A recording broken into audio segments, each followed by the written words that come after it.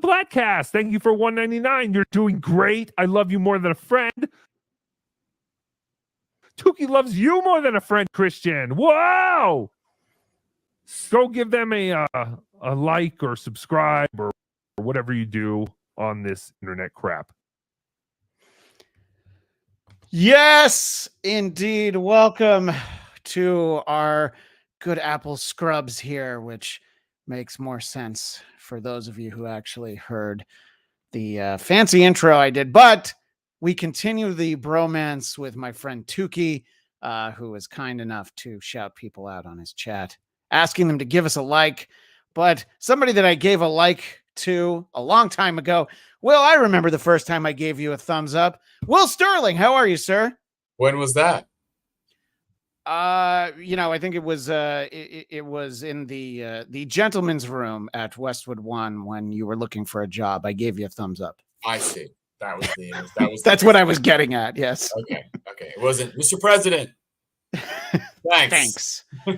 Oh my gosh, Yeah. So Will, you and I are here today because we can't get enough of each other, but we are here to talk about Blue Beetle, or as my grandmother would have said, Blue Beetle, I believe is how she would have pronounced this movie. But we will talk about Blue Beetle. In the live chat, our pal Ivan Soto absolutely loved this movie. At the same time, Dominicus Saxon has not seen this movie, but not sure I'm going to, at least in the theater. All depends if there's anything better playing. There is that movie with the foul-mouthed talking dogs called Strays that I do legitimately want to see with my AMCA list. But having not seen that, I would say this movie's worth checking out. We'll start big picture, and in a little bit, our friend, the Raging Rhino John Nolan, should be able to join us at least for part of this conversation.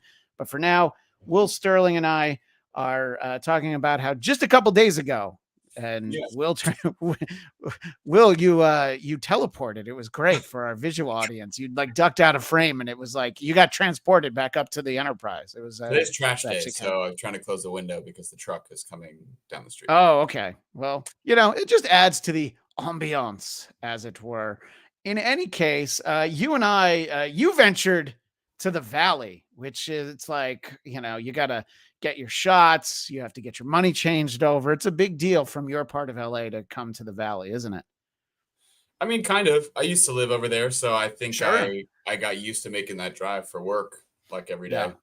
Yeah. So not the end of the world. No, but at the same time, it's never done from where you live now in under 30 minutes, which I think you realize. Correct. Like, oh yeah, it definitely takes 35, 40.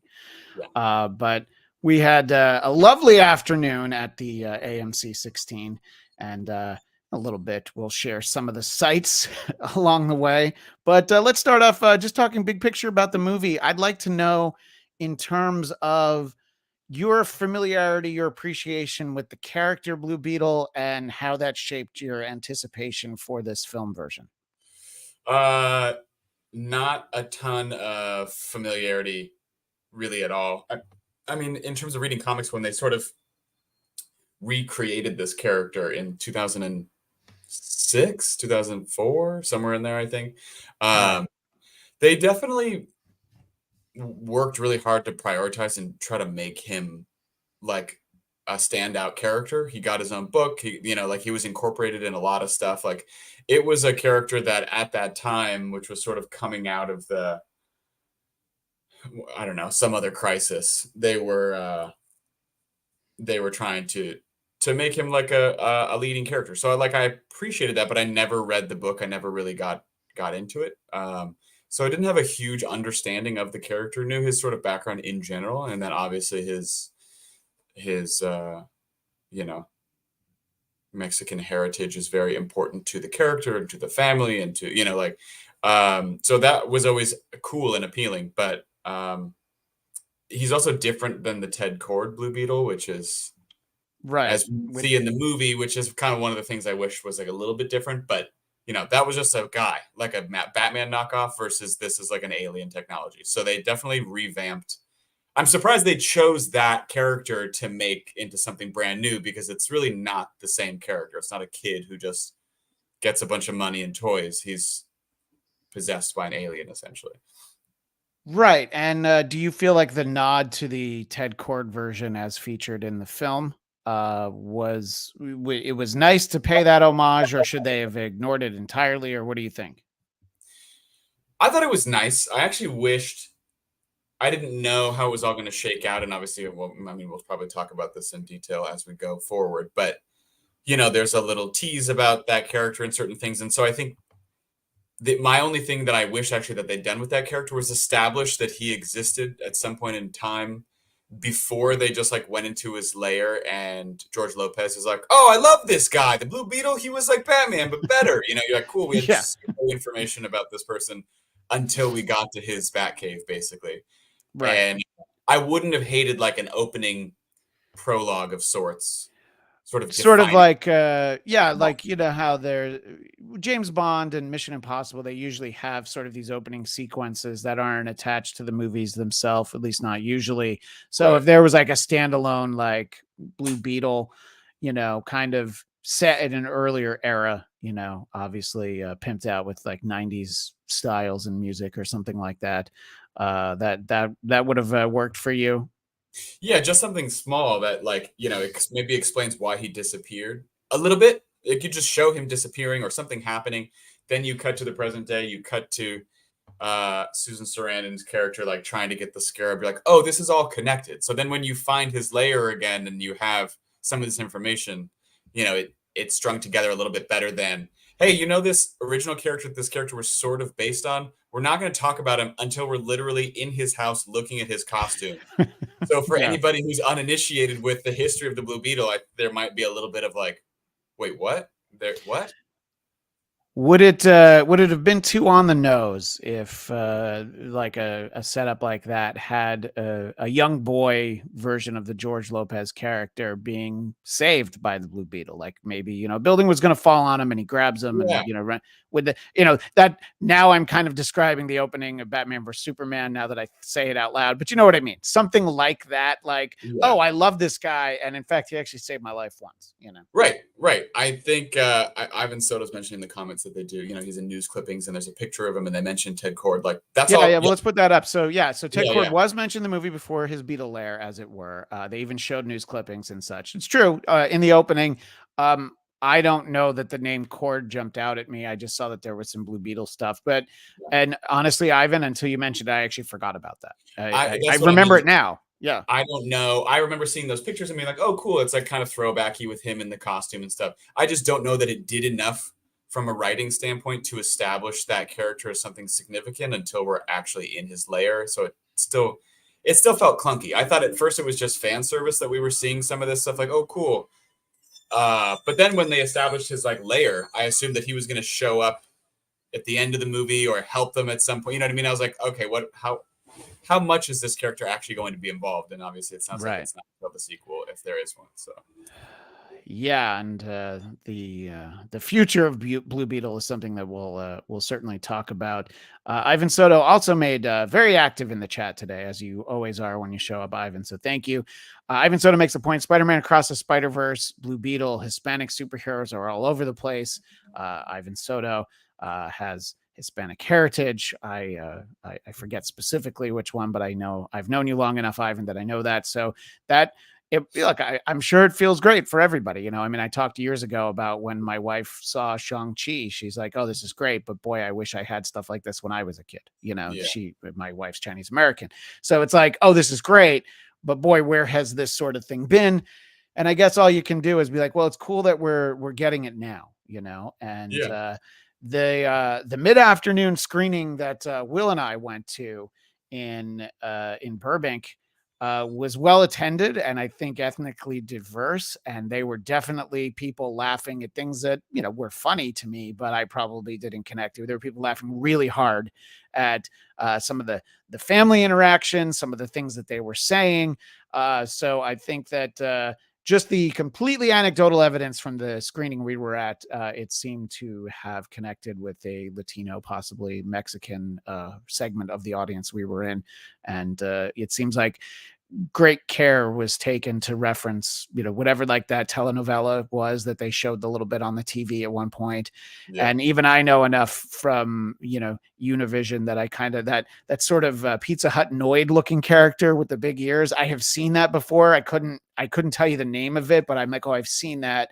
It was kind of fun to have, some of that little animation in there.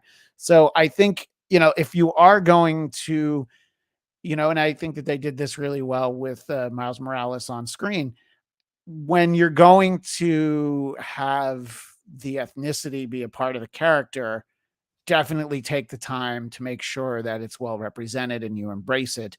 Not like, oh yeah, this is this hero, but now it's a chick, or this is this hero, and we've changed the race because of the actor we had. I think that you can say what you want about the end result of the movie, but I think that the setup and anybody who has a large family of any kind probably can relate to that.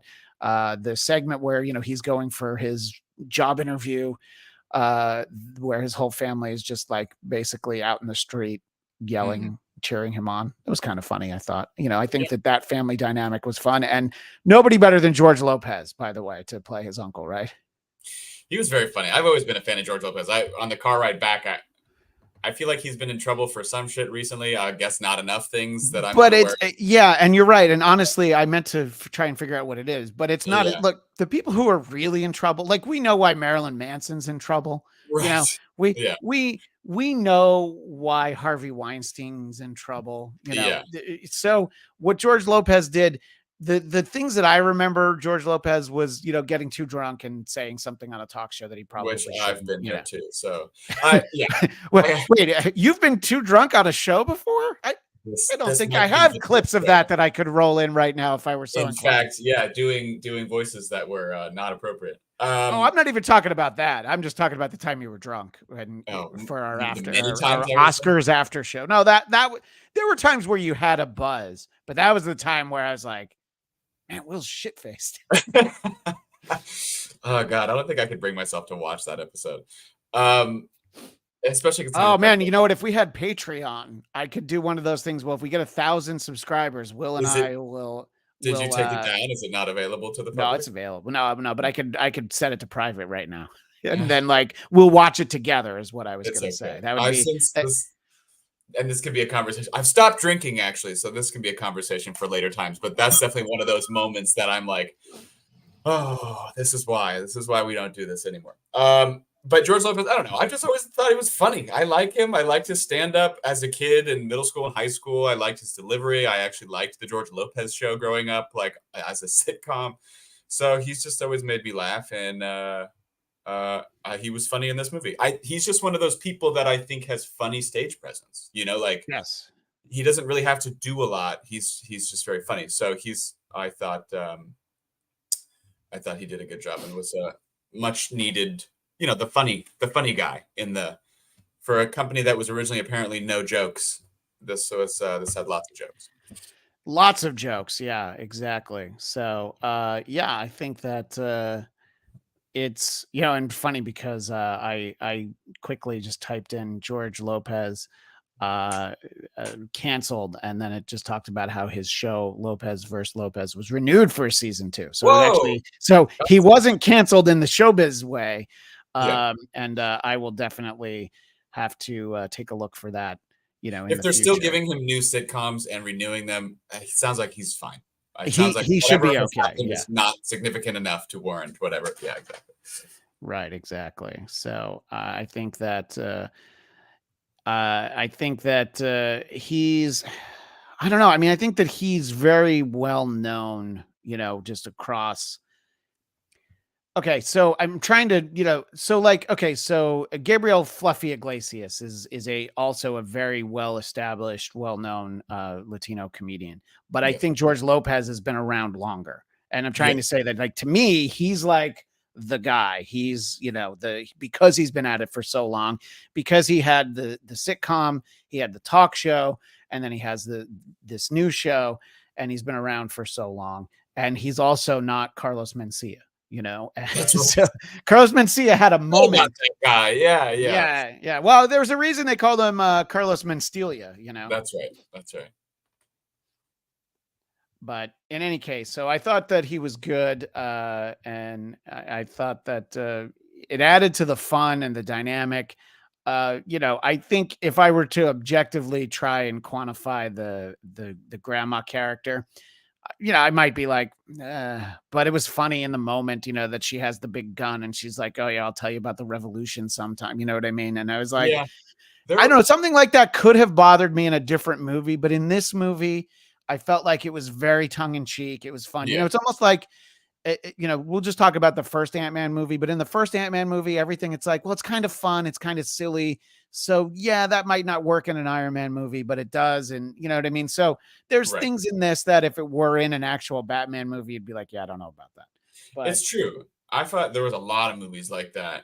A lot of moments like that where I was genuinely feeling like I was like, this is like not. This is all technically like in the writing process, like pretty paint by numbers in terms of superhero movies or certain things or like the bad guy and the plot and some of this stuff. But I was like, what I really enjoyed about this movie more than many of the last DC movies was it did feel fresh. I think because of the family, because of the different uh, background for the character, because it was unique. You're like this. I like this now. Like this is fine.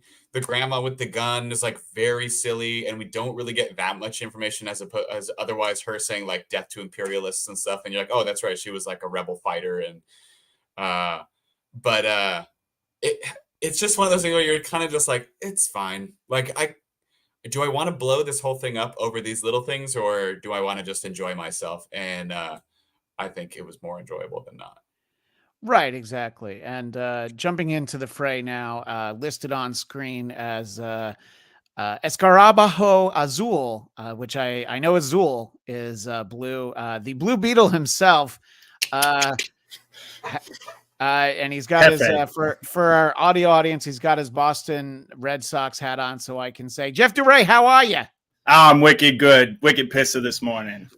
Yeah, and we're just sort of going through a little bit of our experience, checking out Blue Beetle, and we will, of course, talk to Jeff about some of his thoughts.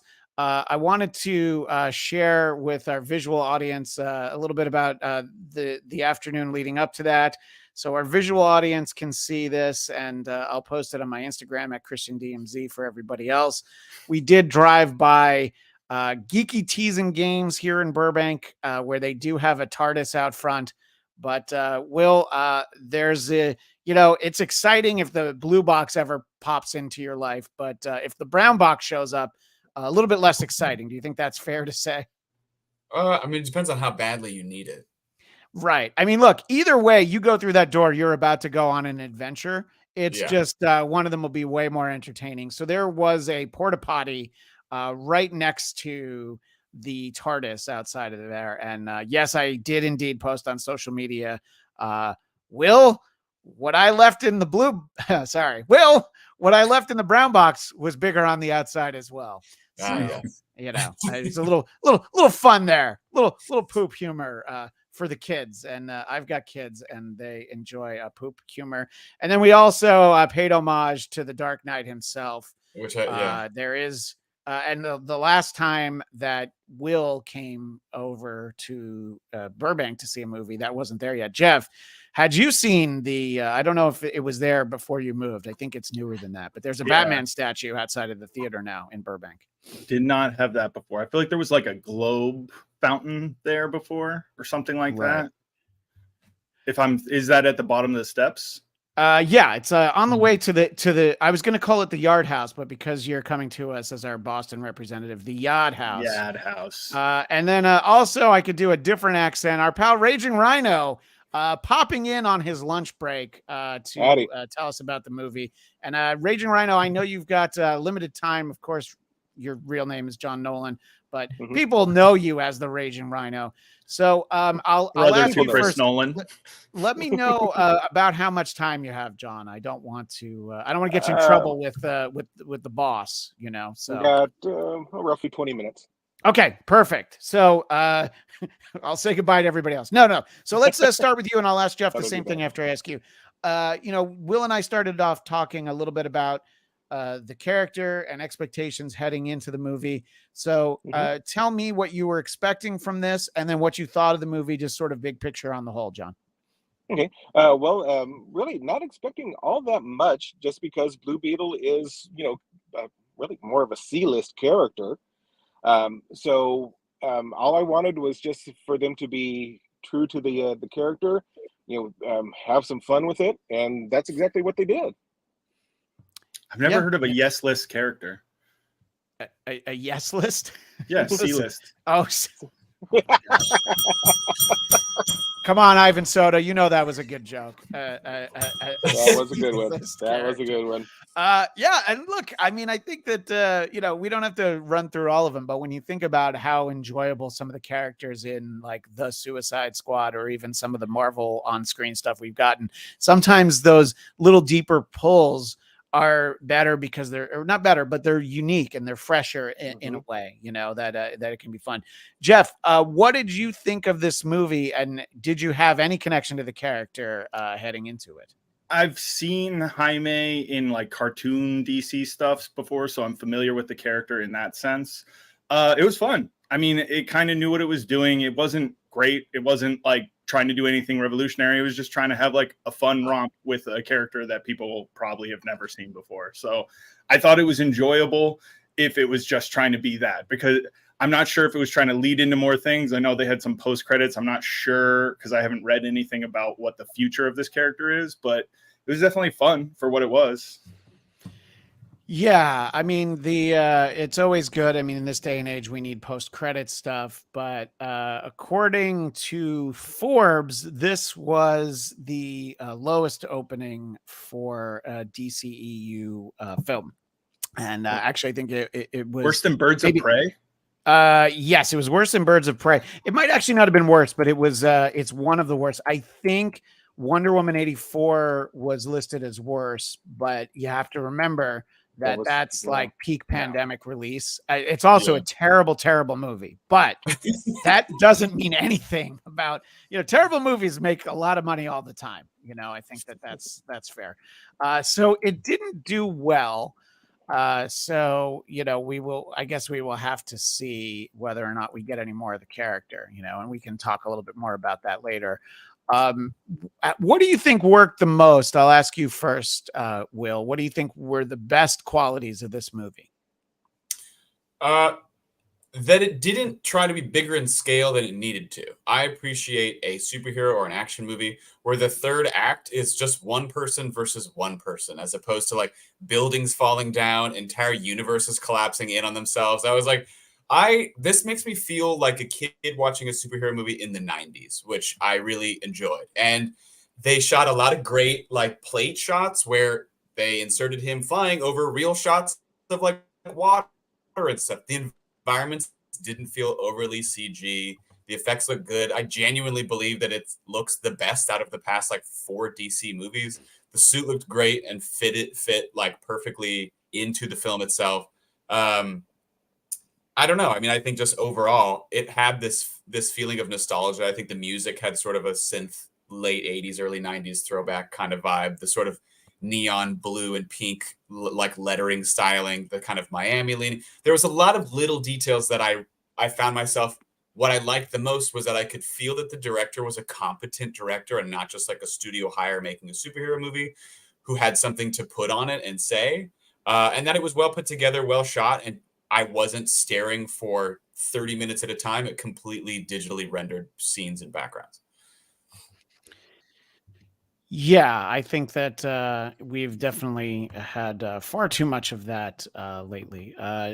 John, I want to ask you the same question, really. What do you feel like were the best things that worked for you the most in this movie? I think certainly the charm of the characters, especially Jaime. He was pitch perfect. From the comic book. Everybody in the family had their little moment. At least one little moment to kind of shine and show off their uniqueness. The whole family support aspect is not something you normally see in a superhero movie. Normally you see, they're trying to hide their identity from their family, and because they feel they need to protect them. But this, the family sees him transforming into this new character, this new superhero, and as crazy as it is, and as panicked as they are, within a little bit of time, they've accepted it, and okay, let's roll on and let's support Jaime, however we can. So I really appreciated that, and also the climax of the movie, the big battle at the very end. Of course, nobody would have thought that Jaime was going to kill Carabax. That was never going to happen. But I do love the fact that they take a moment, and the Scarab says, "I was able to access his memories," and you see just all the brutality that character endured. Being a pawn and basically a science experiment for Victoria, and his growing up in a war zone and all the atrocities that he had to endure. That was just so gut wrenching, and it gave the character an entirely new dimension that you see of him, and I really appreciated that, because we don't see that a lot out of the villains, from really any superhero movie. Yeah, I think that it's a great point, because it gives us the backstory of the villain, and the importance of family and the inclusion of Jaime's family. And that was one of the things that, Will, you and I were talking about after the movie, that it had kind of the most important representation in any Fast and Furious film, right? There was, Yes. was all about family, wasn't it? Right. Yep. And I think that even if it's not part of the DC extended universe in the future, it can be they can easily retcon it into the Fast and Furious universe. No, it's not hard to do. he just shows up in the suit in Fast 12. They already went to space. They've done a lot of things that there's really no reason that this couldn't be a Fast and Furious movie. Yeah. No, and Dom and George Lopez's character probably worked together at some point. I love the scene where Jaime loses his pink slip to the Scarab to Vin Diesel, and Vin Diesel goes, "Doesn't matter if it was by a mile or an inch, win's a win." Well, John, because I know you've got limited time, I do want to steer it towards, in general, I think it's easier to kind of shrug off anything. When Will and I were first talking, this is a movie where grandma with the big gun is kind of like, it works in this movie, but in other movies, it might have been like, nah, I don't know about that. That might be a bit much. But were there things that you were just like, okay, this really didn't work for me? Will had said he would have liked a little bit more Ted Kord Blue Beetle. Apparently they were saving it for the sequel, which is why I always say never save it for the sequel, because you might not get there. What do you think didn't work for you, John? It's funny that you mentioned the grandmother, because that scene, that was like the creepiest part of the movie for me. The mania in her eyes that she's gunning down the bad guys. And I thought it was really strange. Here we are, have this character Jaime who's like, no, there's no killing. The whole idea is it's a family, and we're going to do the right thing. And then grandma mows down the bad guys. Sometimes there needs to be killing. Yeah, says grandma. Right. Yeah, and then of course uncle also uses the bug to impale another guy and just kind of shake it off. So it was a little against the whole message that they were trying to give, but that's relatively minor compared to to other flaws that I've seen in movies, like horrible CGI in the last DC. Will was in Europe when we talked about Flash, and Will and I were talking on the drive about just those cartoon looking baby, like the baby in Roger Rabbit looked more convincing than the babies in Flash. Jeff, what was it for you? Was there anything significant that you were like, okay, this really didn't work for me? And were you able to shrug it off, or were you driving home, with your popcorn refill on your lap while you're driving and just being like, man, if I didn't have this delicious popcorn, I might be angry right now? Well, so I didn't get to say what worked for me, but what didn't, interestingly, so I said it's fun and I had fun, but there's a lot that didn't work with this movie. Okay. It's kind of like I had interestingly opposite reactions to things as Raging Rhino. I thought that the going back into Carapax's backstory was one of the cheap scenes that they had, and they had a bunch of them where it was just like, Setting this up is hard. Let's just jump to some quick exposition. Like same thing with the ending when it's just like, oh, the neighborhood who we've seen in 0 other scenes or you have any connection with is all here and now they're your friends. That's cool. Just little police force has shown up and nobody's filming with their camera phones on social media, which absolutely would go viral and be a huge problem for this company. Just little things like that where it was just like, oh, you didn't really want to fully flesh this out, did you? I liked the grandma with the gun. I thought she was an interesting backstory because she was kind of the other side of Carapax, right? Like she was another revolutionary like he was, but it was just like this innocent granny. The one problem that they had, they really, really just needed to cut the scene where she tries to move with the gun because all the other scenes are great. But that one moment where she's trying to like waddle with the gun in the hallway, it's like, oh, clearly she can't actually hold that. We should have cut that part. It's just little things like that bugged me with this movie where it was like, it almost could have been from fun to like a really good movie if they had actually really been able to flesh some of these relationships and other things out. I think it had more potential than it delivered on even. Right. No, I can see that. And you're right. That was bad hosting on whoever the idiot is who hosts this show. I would also like you to talk about what worked the most for you in this film. I really liked Jaime. I can't pronounce that guy's name because I haven't looked it up enough. Jolo Meduena. Jolo. So Jolo, he has never been a great actor, but the one thing that I think he does really, really well is that like I care. I'm empathetic. Like, oh, I really care. So all those scenes where he's like, oh my God, are you all right? I bought it. And I thought he portrayed that in a really good way. And so I think that worked for me the best was like, I bought into Jaime's empathy for everybody around him. I think he's phenomenal. I've never seen him in anything else as far as I know. I don't know what I would know him Cobra from. Kai. Cobra Kai, yeah. Okay, I saw the Miguel. first episode of Cobra Kai and I'm like, oh, I like it, but I also get it. So it's not even like I'm never gonna watch it. I was just I wasn't moved to keep going. You know, I need more Daniel San. That's really what I'm looking for. So John, before I let you go, I did want to follow through on something I alluded to earlier. So the ranking, it is the second lowest opening for a DCEU movie. And Wonder Woman 1984, released in December of 2020, is the lowest. But I mean, there should be an enormous asterisk next to that because December 2020, I mean, my wife and I had to go see it at the drive-in because movie theaters were not open in Southern California. And we were so excited. And then after it was over, I was like, well, at least the popcorn was good. But so right there, you know, I mean, look, 25 and almost 500,000. It's, you know, it's basically, it didn't embarrass itself, but it is fairly low. And the Suicide Squad, I think, is also kind of tempered because that was like that first, you know, COVID summer where theaters were open, but people still weren't going. And you could also stream it on Max. That Shazam Fury of the Gods box office should jump out at everybody. But look where Birds of Prey is, Jeff. Birds of Prey is way up there. Well, I was going to say, one, I'm validated because outside of like post or during the pandemic, it was the worst opening before Blue Beetle. And I mean, it's $20 million less than Shazam, Birds of Prey. So yeah, you're not too far off. Yeah, that's the point that I'll make for Birds of Prey. It's February 2020, so it's pre-pandemic. But anyway, sorry, what were you going to say, Jeff? Well, I was going to say Birds of Prey had a similar issue to this, which was, and I remember having a debate with somebody because they posted an article that was like, it's toxic men's fault that Birds of Prey didn't make more money. And I'm like, oh, what a horrible take.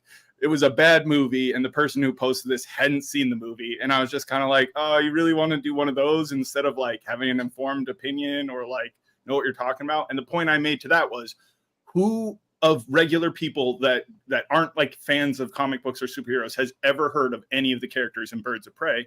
Blue Beetle has the same problem. These are not characters that anybody knows or cares about outside of like a kind of more niche group. So of course you can't expect them to have these big box offices if they're not excellent movies. Like the only reason Guardians of the Galaxy worked the way it did was because it was actually a great movie that delivered. So it could thrive on word of mouth, whereas these can't because they're both like not great characters and not great movies. I think I it's think with smart to Birds have of- it. All right, so go ahead, Will. Go ahead. With Birds of Prey, I mean, they were really leaning on and hoping that Harley Quinn was going to be the selling point and the driving force for that movie, considering the success of the first Suicide Squad movie. And I mean, it. She is not part of the Birds of Prey, which was always my fundamental problem with that movie. Yeah, by the way, Batgirl just that should have been- I mean, as you're and- saying this, Ivan Soto says it wasn't Birds of Prey, it was Harley Quinn. So to him, it wasn't even Yeah, really right. Birds of Prey. Yeah, yeah. So you even insulted the people who would have been your fans. That's the thing is I love the Birds of Prey so much, and I was like, we'll check this out, I guess. That's also written by Christina Hodson, who also wrote The Flash, and she was getting, I don't know if maybe she's still getting these gigs, but I was sort of like, I'm curious to see what she does on The Flash. Was it her? Is it this? And I'm like, just from a writing standpoint, it did not seem to be too concerned with the source material. And I think that can hurt a movie. Surprising. I don't think that studios are aware of that, but it definitely can. Yeah. Well, shout out to Forbes for providing us with that list, and of course, number one is Batman vs Superman: Dawn of Justice. That is still the biggest opening. The thing that surprised me was that the original Suicide Squad was the second biggest. I would have thought maybe Wonder Woman, maybe Man of Steel. I mean, look, those are top 5. Aquaman's number 6. And, it's interesting because Black Adam, really of this latest batch of DC movies, Will and I were talking, and we both agree. And I know we have to let you go in a second, John, so I'll ask you the same thing. Of the recent DC movies, for me, Black Adam was the best one, just top to bottom, most enjoyable. And I'm not a huge Dwayne "The Rock" Johnson fan, but I think I liked that one the best. What do you think, John, before we let you go? In terms of the recent spate of DC movies. Yeah, I think I would go with Blue Beetle, but that might also be because I actually like the character to begin with. Sure. Black Adam, while I like it, I'm not much of a Black Adam fan. He's not a very likable character, and Dwayne Johnson did everything he could to try to make him likable, but he just barely, if any, got across the line on that. But yeah, I would have to go with Blue Beetle. And really, well, John, I know you have to get back to work, but anytime you want to pop in from your car, you can be our vehicular correspondent. We've talked about Raging Rhino Podcast. Tell people where they can find it and what you've been talking about over there recently. RagingRhinoPodcast.com, and of course on Twitter at Raging Rhino Pod. Now, of course, I started off when the podcast began, 12, 13 years ago. It was primarily political. I've gotten so sick of politics, I'm looking for any excuse not to talk about it. So this month, I'm, of course, doing a Blue Beetle review, and then hopefully I'll come up with something else to talk about next month that has nothing to do with this. You don't want to talk about Wednesday night's GOP debate in Wisconsin? You don't want to talk about Trump sit down with Tucker? You don't want to spend the time even watching those things, let alone talking about them? I'm so tired of cleaning myself up from watching shitstorms that I just don't want to do it anymore. I'm going to take that quote out of context and apply it to the Flash. No, which I know you mostly like the Flash. Yeah, and John, you always do a great deep dive over there about on-screen DC characters and your love of the comic book versions. We appreciate you making the time for us at Raging Rhino Pod on X. But don't look for him on Instagram, as I found out when I messaged you earlier. But he's on X, and X gonna give it to you. Thank you so much, John, for making the time. We appreciate it. Thank you, guys. Oh my gosh! Wait. Okay. What was that? Before I forget, you guys are ever in South Texas, San Antonio? Give me a call. Drinks are on me. All right. Will's taking a break from drinking, so I'm gonna drink all of Will's drinks and my drinks. So. That's absolutely. Fair. And if you're ever in Southern California, we might share our popcorn refill with you, John. So sounds good. All right, great to talk to you. And I'm gonna say goodbye for real. So all right, bye for now. Oh my gosh, I'm glad he was able to join in. I know how excited he gets, and I meant to ask him how many more times he was going to see this movie, but I knew he had to get back to work. Because I'm mentioning that just to remind everyone in the audience that he did see the Whedon cut of Justice League 7 times in the theater, and then I believe he's seen the Snyder cut 4 times. So the last time John was on our Flash episode, and we added up however many hours that is. So it's like 14 hours plus 16. So yeah, he spent 30 hours watching Justice League, and he might be done for at least a while after those 30 hours of Justice I League. still haven't seen Flash. I'm just waiting for that shit to come out on Max because I'm just like, it's going to. I'm surprised it's not on Max yet. You're right, because but I bet once the fall rolls around, probably like today, it already has. Last time I talked about something, it had come out that day with Super Mario Brothers. Oh, yeah. I would be surprised. Wait, you mean this? Yep. Sorry, what were you saying, Will? Just that they need to recoup money for Flash, so it's gonna cost money to watch that movie until like the fall for sure.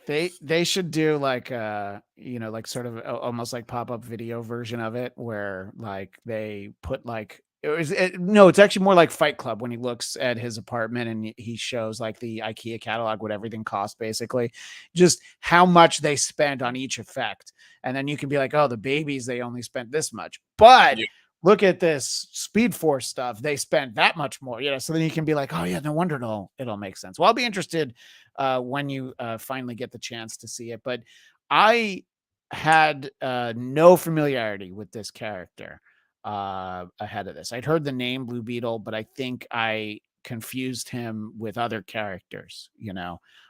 There's like a classic Charlton. If our pal Jeff Winstead was here right now, he'd tell me who I'm thinking of. Blue something.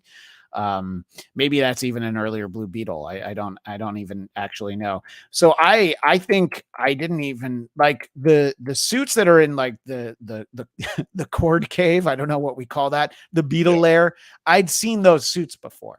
Because is Blue Beetle, that version of Blue Beetle, is he in Crisis? I mean, I read that, so I feel like I saw him, but do either of you guys know? Maybe I didn't really even learn about like the original Blue Beetle until I'm trying to remember. There are all these Crisis have such similar names, and I'm trying to remember which the significant Jeff Johns one that was like in the mid-aughts, 2004 or 5, when the new Blue Beetle got introduced. But he was definitely not something that they acknowledged for a long time. And then I think once they created the new version of Blue Beetle, they were like, well, we should probably talk about him a little bit just so people know that it's pulling from an existing character.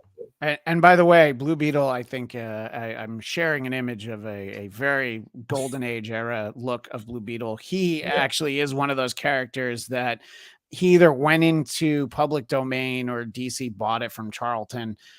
Jeff Winstead has a very deep background on this character to the extent that he was able to use a version of the character in his comic, The Alternate, because it was in the public domain. So I think that there's a specific version of it that you're able to use for some reason. So I'll try and tidy up the background on that at some point.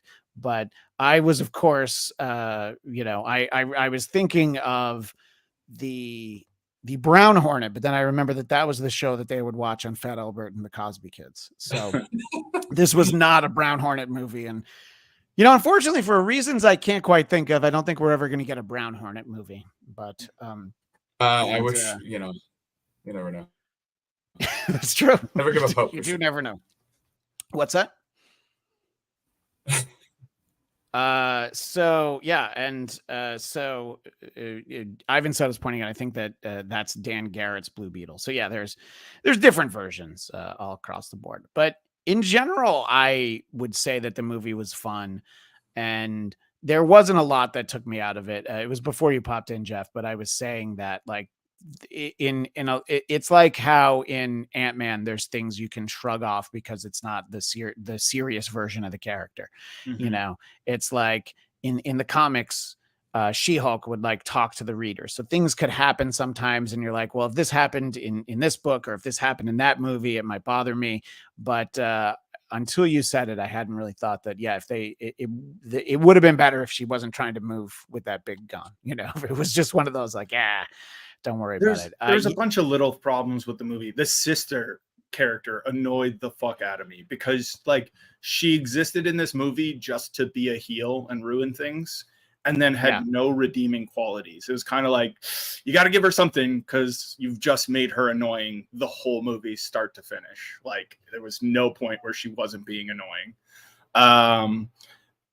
There was some things in it where it's like, I think it's awesome that it's, you know, we're getting not just like white Batman, white Superman, white Wonder Woman for white superheroes. You got like the real Latino, whatever, Hispanic stuff going on in this movie, which is great. But then there's just certain scenes that was just like, I don't know that we needed this. Like the Sanchez joke, calling Harvey Guillaume or whatever his name is, Sanchez over and over again. I was just like, I don't know. We get that she doesn't care about people, but she can pronounce Carapax, but can't say like, she just calls him Sanchez instead of what I forget what his last name was. It was something real basic too. Like Ruiz or something, where it was just like, okay.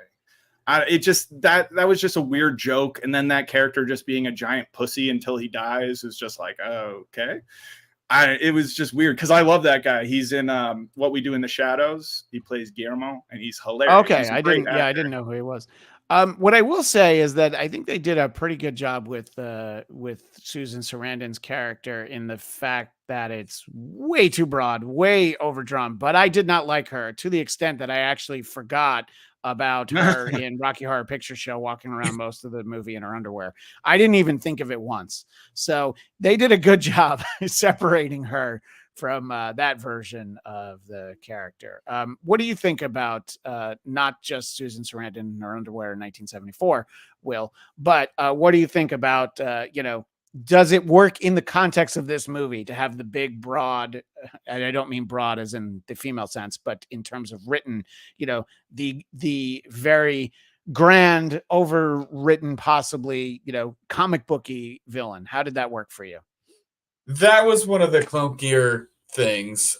I think when I talk about some paint by numbers moments, that was pretty much like that character and her like performance and the writing like felt AI generated. You know what I mean? I was like, that's what they just entered into the prompt to be like, so what could a bad guy do? Evil megalomaniac, like billionaire, creates super army prototype and uses it to maybe take over the world. I don't want to get too in the weeds on like government oversight when it comes to superhero movies, but like the stuff that she was doing, I was like, so nobody checks her ever. Like she's able to do whatever she wants with zero good. She can send a helicopter full of soldiers to a family's house and try to murder them. And people are like, I mean, I guess this is fine. She has a whole like castle warehouse of these things. Now that being a secret, I could see being like, oh, she didn't tell. And that was seemingly off U.S. soil. I think that they made the point that it was in Cuba. It was bought from Batista. Yeah, right. But the fact that I agree with what you're saying, Will, but clearly there's a faction of the U.S. military that she's in good with, because there was that party where the sort of like cartoon version of James Rhodes shows up like, well, can't wait to see that new technology. Can't wait, But I agree. There is that question of like, boy, they can really do anything. Hey, rich people can do anything they want, can't they? Right. What were you gonna Her say? motivations were really confusing too. Like, to go back to the whole Sanchez point, the motivations that I interpreted from watching the movie were she wasn't given her due. She helped build this company with the grandfather patriarch who gave it to the brother, and that really pissed her off and made her feel like she wasn't seen and all these things. And yet her character goes around not seeing people. It's just weird that this person who's like seemingly main motivation is that they haven't gotten credit for what they've done in their life doesn't want to give anybody else credit or acknowledge them as people. It's just a weird motivation. It just seems like, once again, this is one of those things that's not properly fleshed out of like, okay, so what does she want to be acknowledged for doing something great? Is she just motivated by money? Because again, it's like she's doing over the top vindictive stuff that wouldn't be profitable, but then she's trying to do stuff to like prove her worth, but then she treats everybody else around her as like disposable and not worth it, which is like, if you're being treated as like disposable and not worth it, why would you treat, like, there's a version where it's like, oh, it makes sense to treat everyone else that way, but they never gave us her reason for passing it on. They just were like, she was ignored and now she ignores other people because she's a bitchy white lady. Well, yeah, she only treats white people the way she wants to be treated, I think is. But what white people did she treat well? I mean, she doesn't interact with any in kind of the whole movie. So, you know, yeah, I'm glad that they established Jenny Cord being, I think they said Brazilian, because she clearly wasn't Mexican, but she wasn't white. I wasn't actually sure. And I didn't spend that much time thinking about it, but I was also like, what is her background, you know? And I do have to echo what you said about the sister character.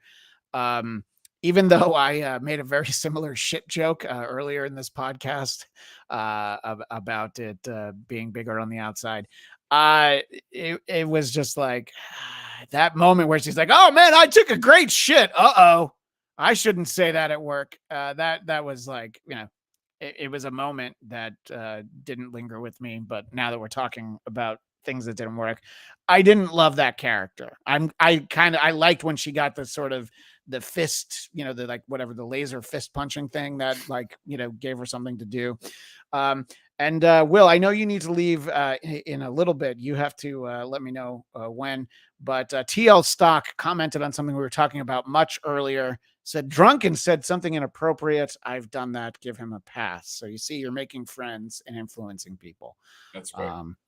Yeah. So, but just yeah, you could. I was gonna say you can text me when you need to leave, or you could just say now what time it is that you're gonna need to go. It's fine. I should be trying to head out the door about 10:45. Okay, that's perfect. That's Pacific time, everybody. So, and I will also share the picture that I texted this to Jeff from the movie theater, but you can see. The importance is, of course, the popcorn bucket. And Will, you were the beneficiary of my refill. That's right. Those boys look like they're having some fun, don't they? A big night, a big afternoon out at the movies, as it were. And Jeff, I have to ask, what was the snack situation for you for this film? Oh, I got myself a bucket of popcorn and a big old drink. I went and saw it last night and at like 9:45. So there wasn't very many people in the theater. And it was like, I walked in and the guys at the concession were just kind of like, "Oh, you want something?" It's like, "Yep, I'm the only one here. So please get me my damn popcorn." Yeah. It's like, yeah. And you know, I'll wait for the fresh pop. Don't, you know, don't scrape the bottom of that bin. Were you able to see it in what they call large format, Jeff? We saw it in IMAX, as we've talked about on the podcast a number of times. My favorite way to see a movie, IMAX 2D. I don't love 3D, but IMAX 2D is my favorite way to see a movie. What kind of screen did you get? I saw it on a normal screen, like a regular theater experience. They originally, so the theater I went to was a Regal. They've got a Regal close by me, and they've got this thing called RPX, which I don't know. It's like a premium experience. I don't know if it's just going to be one of those, like, you can get booze in the theater, or if it's going to be the advanced screen and sound and stuff. I haven't made an RPX showing yet. I thought I was going to get to see one last night because originally there was a 9:55 RPX showing of it. But then when I went to get my tickets, there was only a 9:45 regular showing, and I was like, yeah, bummer. What's that? I think maybe, Will, when we saw the Batman, did we see that? That was at Cinemark, but it was like they have some kind of like DX, or I don't know. There's all these things that don't really mean anything, you know, but they try to be like, doesn't it sound cool? And I'm like, yeah, it does actually sound pretty cool. It's louder. Yeah, it was. I think it was one of those. Yeah. Why did we see it?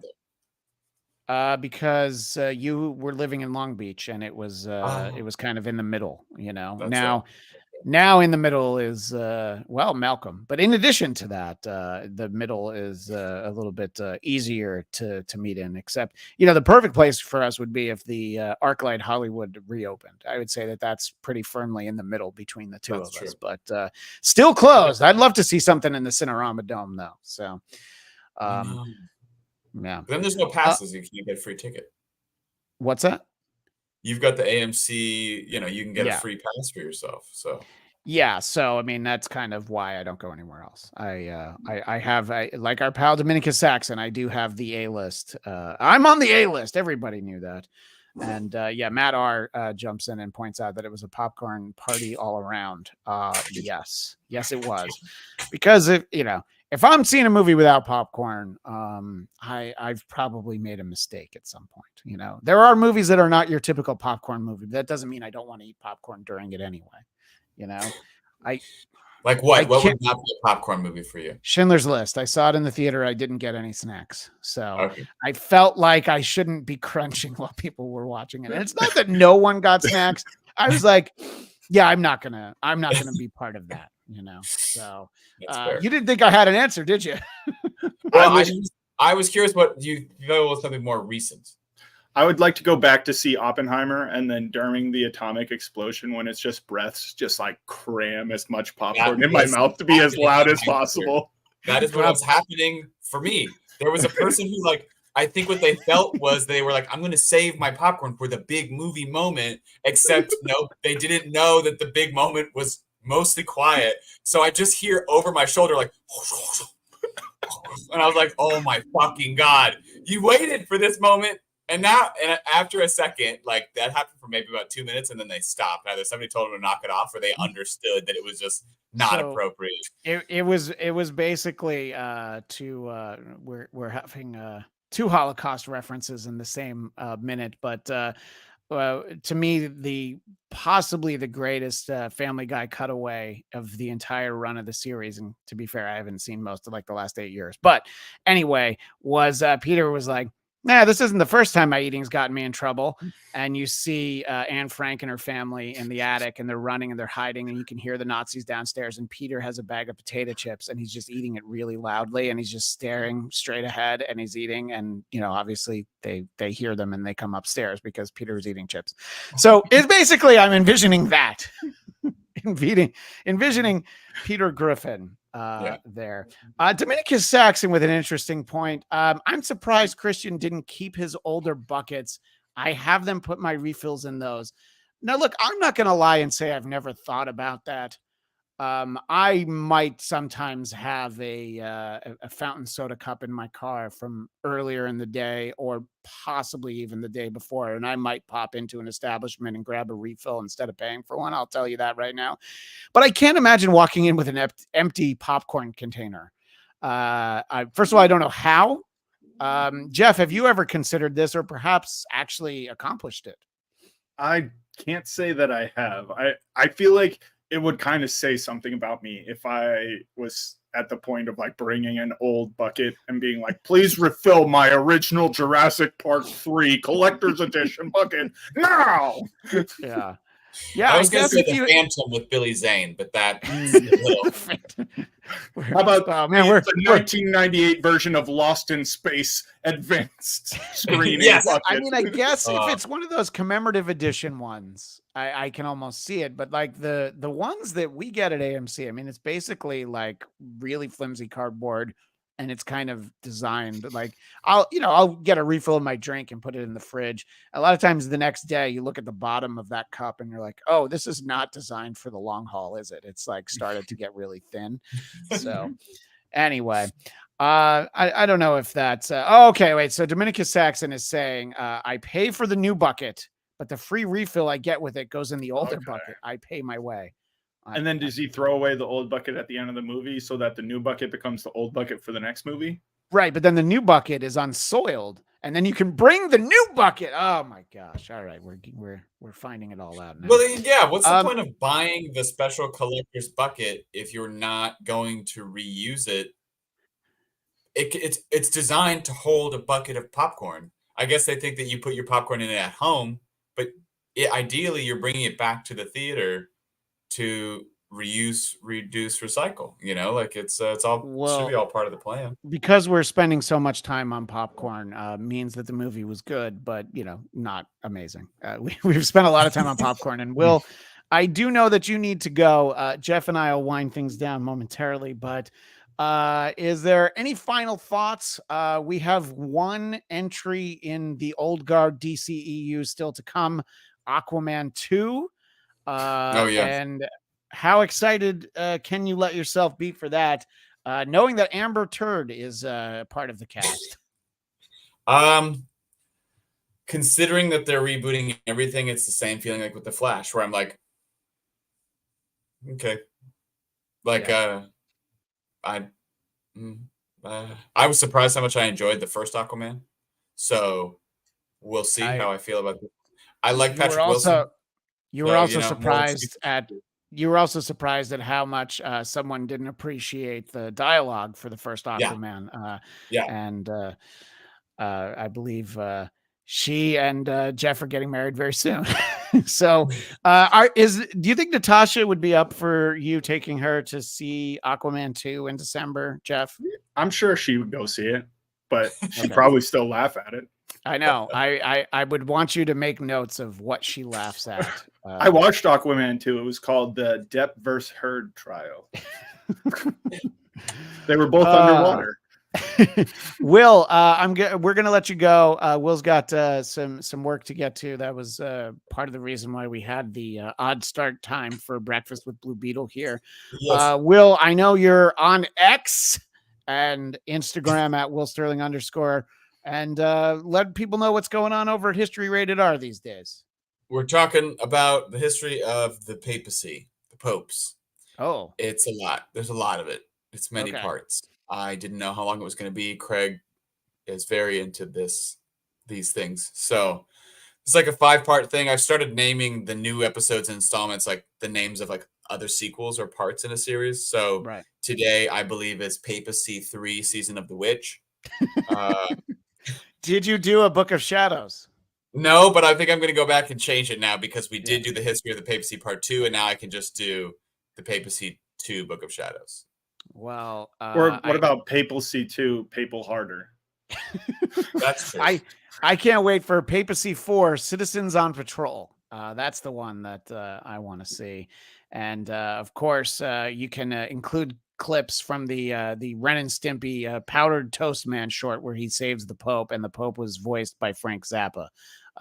Just flexing some useless trivia. And by the way, Dominicus Saxon says what we're all thinking. I love History Rated R. I do too, but there's 2 episodes that I love the most, and they're the 2 with me. Anyway, well, that's not what I wanted. We'll talk more clips after we let Will go. Will, we appreciate your time. Thanks for checking out the movie with me, and we will talk again soon. Next time. Well, yeah, but Jeff and I are going to still talk. So yeah, that's his next time. All right.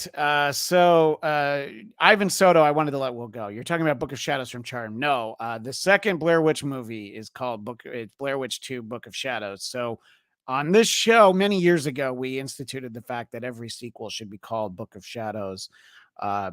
Even Bridget Jones' Diary 2 should also be called Book of Shadows because, I mean, there were a lot of shadows in there.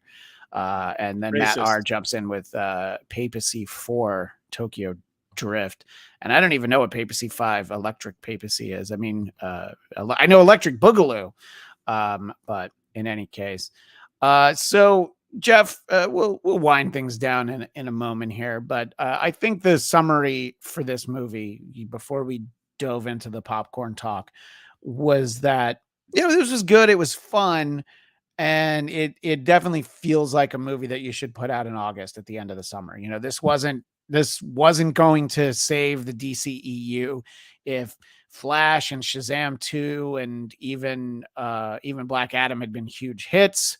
Maybe they could have built on the momentum, and then this is sort of like the afterthought. Like, don't you want to see all these characters interact? But this one exists in its own vacuum where if James Gunn and Peter Safran want to do anything with this character, they can.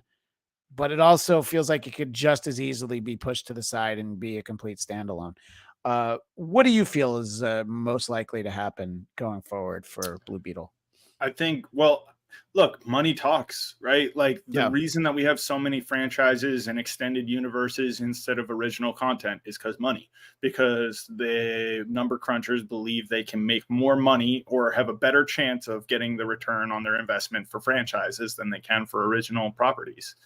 So, you know, if that's the case, then who knows what's going to happen with this? But because it's not making money, I don't see them continuing to do it.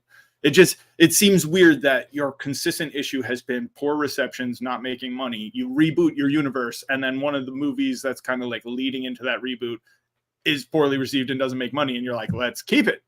Yeah, right.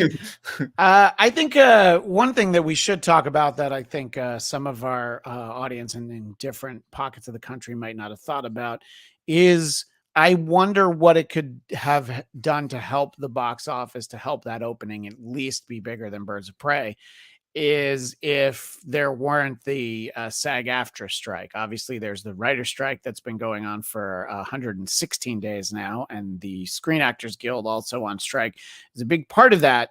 You can't promote what is essentially struck work. So you can't go on shows, you can't go on podcasts, you can't go on anything. And, you know, I am sure that there was probably a big push. I as you can tell, just from looking at me, I go to the gym 3 to 5 days a week, depending on the week. This is a 3-day weeker, so I'm much happier. But there's Telemundo or Univision is one of the TVs, and there's a lot of eyeballs. You can tell on their version of like Good Morning America, the Today Show, the Spanish language one. Mm-hmm. So, you know, if you could have done like, you know, a week, you have Jaime, you have George Lopez, you know, you have like all these people popping in. I think that could have helped. But then also, if you had your late night talk shows, you know, you could have done some different things. You could have promoted this in some different ways. Maybe you could have done something big at Comic-Con, but I believe already had the Screen Actors Guild strike at that point because a lot of the panels didn't happen. So I think that this movie was going to probably perform about this much, but there might have been a little bit more juice to it.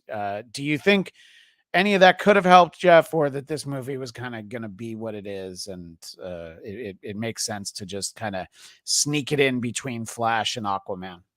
This is definitely a movie that would have made more money with better marketing because, from my understanding, almost every movie, unless it's like some kind of powerhouse, makes its money in that first weekend. Like that's your big return.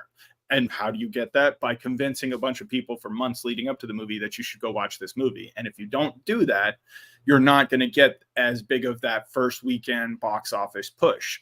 Because it's like, basically, I say this if like the quality of the movie doesn't matter in that first weekend, because most of the time people going to see it in that first weekend aren't doing it based on word of mouth. They're doing it because they wanted to go see that movie. Like they've been waiting for the movie to come out. So I'm saying like, that being what it was, it definitely could have made more money from that first weekend. And who knows how much, because again, opening box offices can be huge. I don't think this would have been like any kind of record setter or even close, but it definitely could have done much better and been much higher up on that list of DC earners. That said, we looked at all those movies at the bottom of the list. All were pandemic and post-pandemic. And we all know how much the release model has changed. You've incentivized people to pay for your streaming services to watch your movies, not go to the movies to watch your movies. We're already paying you for this, along with all the other garbage content that you try to like throw at us with these different streamers. So of course, I mean, as somebody who signs up or who has signed up for way too many of these fucking streamers, yeah, I don't want to spend more money to go see it in the movie theater just for like 2 weeks later, be like, oh, it's there for free. Great.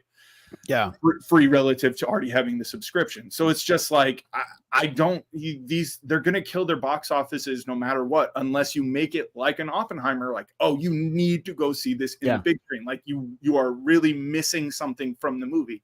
I think another movie that, not even that it was like you wouldn't even necessarily think this, but had to be seen in the big screen, was The Revenant with Leo. I remember watching that in the theater and being like, whoa. And then I remember trying to watch it at home and be like, this is the most boring fucking movie on earth. Yeah, I could see if you don't have that sound and the big screen. I hadn't thought about that movie in a while, except for the fact that I brought my kid to it when he was a baby, because it was one of those. Actually, my pal Katie Darrell brought her son as well, and we were just like, it's a good thing they're this little because this is a bit of a rough one. But that was a great movie in a theater, and I think that, yeah, I mean, look, there was a lot of talk this summer. I think that the weekend to circle is really that Barbenheimer weekend, because Barbie. I've seen it. I assume you haven't. You don't need to see it in the theater, but there was so much excitement about it. People wanted to go see it in the theater, and that's almost more important. I think the enjoyment of it on Max or wherever down the road, I think will work just as well. But it was a fun experience to see in the theater, and I could see the appeal. You also have two huge bankable names propping that movie up. Yes. Ryan Gosling and Margot Robbie right now are like gold. Oh, I thought you meant Kate McKinnon and Simu Liu, but yes, you're absolutely right. The two you mentioned make a lot more money. But I'm just saying, like, those two people are like, and I was thinking about this when we were looking at that list of box office draws. I'm pretty sure the reason Suicide Squad's so high up there is because that was when Will Smith was still a movie star, like the guy who you just say, this is a Will Smith movie. People are going to go see this movie because Will Smith's in it, period. End of conversation. So in that sense, it's like, I think that helps. That's why you have these bankable movie stars and their Q ratings and all this stuff, because you know that sometimes people will just go see something because they're like, that actor I like's in it. They must be good. It must be a good thing. Or I just want to see it because I love seeing them in things, whatever it is, right? Didn't two fans of Ana de Armas sue some shitty movie because she was shown in the trailer and then was like cut from the movie or something like that? I forget what that was, but you're right. Yeah. And sometimes, it's like somebody's in the trailer, but they're actually barely in the movie. They're actually in it, but their dialogue got cut out or something. I want to not let this comment from Matt R go unsaid from earlier. I know we were talking about Amber Heard, whom I called Amber Turd, and Matt R said I'd still Amber her turd. I think you're probably not alone in that, but it'll be very interesting to try and watch her on the screen and see if I'm distracted by it. Ivan Soto thinks it might have been a Mission Impossible movie that she was cut out of. I don't know that for sure, but perhaps you were right. And Matt R again says Barbie was actually fun. Definitely not necessary to see in the theater. Yeah. My 5.5-year-old daughter saw it in the theater twice, and she was very excited. And what I learned is that if I'm watching a movie with my daughter, she's not just telling you what's about to happen. She's also going to say, and later, this is what's going to happen. And I don't really care so much about that, but there were other people in the movie theater. And so I was like, sorry, she's just excited. And everything was okay. And here's something that I can relate to. Planet Fitness is across the parking lot from my AMC theater, so I drive by with my 2 popcorn buckets. That sounds about right. That sounds like the thing to do.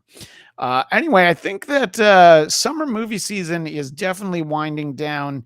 I referenced it earlier in the show. The foul-mouthed talking dog movie Strays looks like it might be fun. I don't think I need to see it in a theater, but it's just live action Secret Life of Pets, isn't it? Yes, it really feels, because it's also like Kevin Hart's one of them, and Kevin Hart was in Secret Life of Pets. So yes, it feels like that, but it's also like it's R-rated Secret Life of Pets live action. If I didn't have the AMC A list, I wouldn't even consider going to see it. But when we reach the fall, that's when I always have to decide if I want to keep my A list, because if you cancel it, you can't renew it for 3 months. But I'm going to tell you, like November through February, it's going to be really hard to imagine seeing even 2 movies a month, let alone 3 a week. But I'll let everybody know. I'm going to study the review calendar that's coming up. And Ivan Soto asks, why do strays even exist? Look, if it's funny, I'll be able to tell you at some point because I'll see it. If it's not funny, then you will be right. And one more from Dominica Saxon. I just saw Ana de Armas in another movie, and the whole time I was waiting for someone to panic and have her say, "It's no big deal. Don't shit in the bed." Actually, you're talking about Amber Heard. My mistake. Sorry. Yeah. But, Tom Cruise is the example I always give of the guy who, as crazy as he seems and as wild as his personal life is, and as much as we know about it, when we're a few minutes into the movie, I don't even think about it anymore. Like that new Mission Impossible, I went with my friend Eric Connor, who does Marvel Movie Talk with me over on the Geekscape network, and we were making jokes about like, oh, is he going to be on a mission to find David Miscavige's missing wife? And we were making jokes about Scientology, not really Scientology, but anyway, we were talking, and then like the movie starts, I don't even think about it, and then the movie's over. I'm like, oh yeah, man, he always does that to me. So I'm very pro Tom Cruise. I'm sorry, what were you saying, Jeff? Well, the one thing that bugged me with the most recent Mission Impossible is like, and I don't know if I've just become picky with this shit, especially after seeing your John Wicks and everything, but like twofold. One, it's really inconsistent whether or not Ethan Hunt is the world's greatest fighter or he's 5'5" Tom Cruise, because there's scenes where he fights everybody in a room all at once. And then there's scenes where two guys put their hands on his shoulder and he's like, I can't leave. And it's just like, what the fuck is going? Like, you got to have a little, like, choose one. He can either fight everyone or he can't fight when people like have a good grab on him.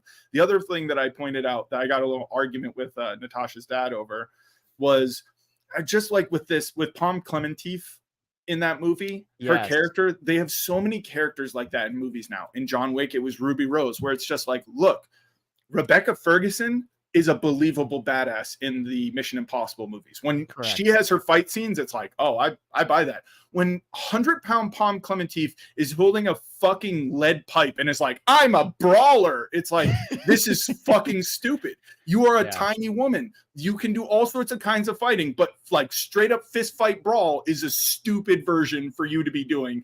And it just was like, was like, oh, because she's supposed to be some badass French clown lady or something.